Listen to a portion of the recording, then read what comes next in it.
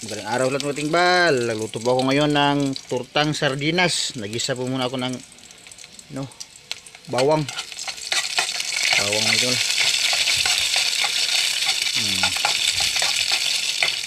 Okay.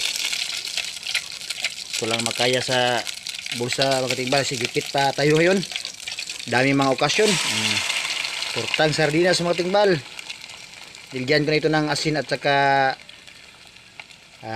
bitsin para ang sarap. Mikos-mikos din mga libos mikos.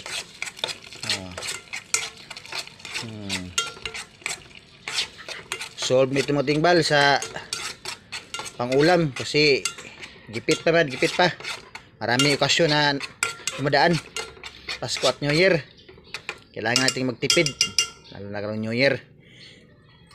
Kung ano ang income natin, sahod natin, dapat yung i-meet natin yung ating gastusin para iwas pusoy, di ba mga tingbal?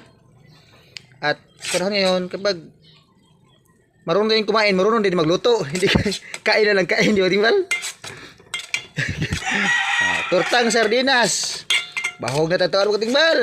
Okay, thank you for watching, Happy New Year!